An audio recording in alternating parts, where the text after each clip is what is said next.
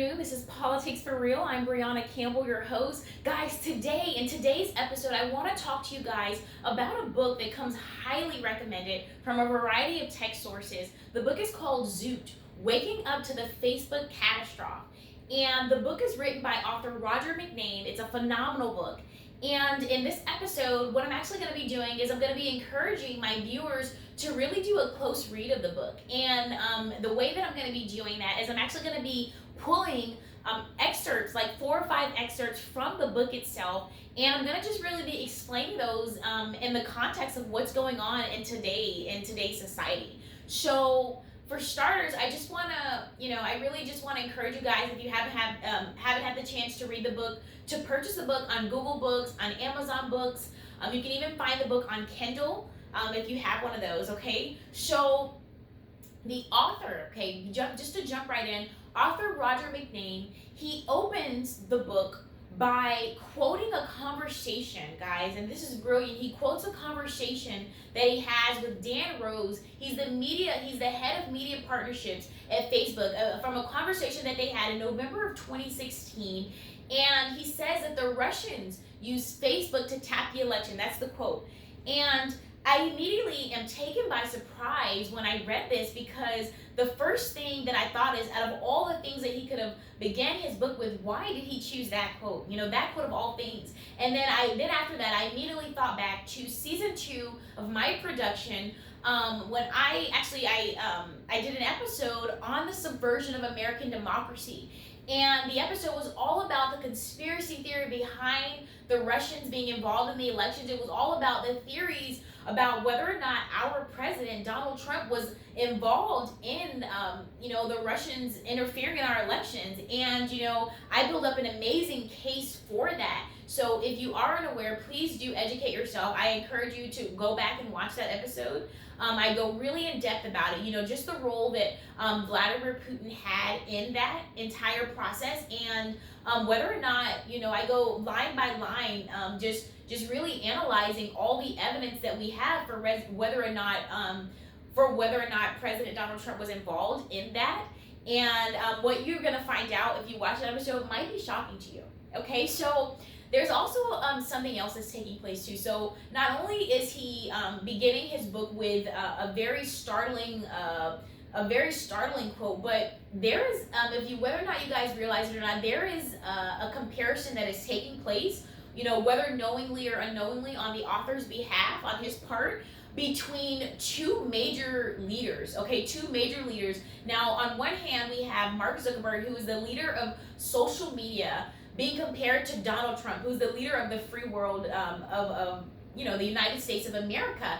And the reason why I say that is because their credibility is being challenged on a major level, because here you have a former CEO of Facebook who's challenging Mark Zuckerberg because he feels that he really let the American people down with Facebook. And the entire book, he's challenging his credibility. So when he begins the book with the Russians use Facebook to tap the elections, I can't help but wonder, or I can't help but draw the conclusion that he's comparing Donald Trump to this man and saying that, look, perhaps Zuckerberg and Donald Trump are not too different than we think. They're very similar, because these are two leaders that were giving a great deal of authority, and in a way they abused their authority, guys. They abused it, and they could have done better, and they didn't. So I would love to actually share with you guys a quote that I have from the book, another excerpt.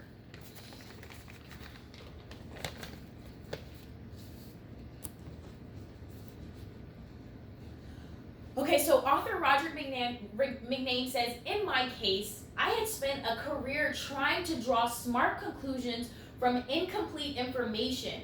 And one day, early in 2016, I started to see things happening on Facebook that did not look right." So what's happening is actually the author is beginning to arrive at his premise. He's beginning to explain the reason why, he's getting to the core of the matter, the heart of the matter, why he wrote the book. And I want to stop right there, because this isn't really the first time that a social media platform is being placed, is being questioned, where they're being ridiculed. We've heard many times before where Facebook has had scandals. Okay, the Cambridge Analytica scandal. This isn't the first time that someone is speaking out against Facebook. Okay, that was a major phenomenon, because that was a time or an instance when the CEO of Facebook had the opportunity to protect the data of thousands of consumers, and they fell short, because these people, if you guys aren't familiar with the Cambridge Analytica data scandal, the information of thousands of these Facebook users was leaked, guys. It was leaked, and it was really catastrophic. It was really it was a big deal. So not only this, guys, but a lot of these tech companies and a lot of these social media platforms are guilty of actually selling, trading these, selling the consumers information, and I think that that's wrong. I think that you should, the number one priority should be the consumers. It should be the people that are popularizing your platform, that are making platform relevant. Your platform relevant. And if you're not doing that, then it's like, then there should be some kind of accountability. So in so many ways, what this author is doing in this book is that he's holding these people accountable, and he's putting all these other social media platforms on warning, saying, look, this is what happens when you abuse your power. This is what happens when you don't make the right decisions for consumers. Okay, now I have two more quotes that I'm going to close with, and these quotes are actually related, and then I'm going to close out with that, guys. So I have two more excerpts from the book, just a moment, that I'm going to share with you guys. So author Roger McNamee's says in the book, he says, in the beginning, I assumed that Facebook was a victim, and I just wanted to warn my friends. And then he says, what I learned in the months that followed shocked and disappointed me. I learned that my trust in Facebook had been misplaced. So he's unraveling, guys, a series of explanations, and the way that he does it is profound. He's unraveling it line by line, and he's getting to a major premise. He's getting to a major statement. This is exactly why I'm writing this book. But I think he kind of has in that last excerpt, I think there's kind of a bit of a play on words a bit, because he says he wanted to warn his friends, and it's almost like, is he referring to, is that like a jab at Mark Zuckerberg, that he's warning his friends? In a way, is he saying that I'm doing something that maybe the CEO of Facebook could have done and that he should have done?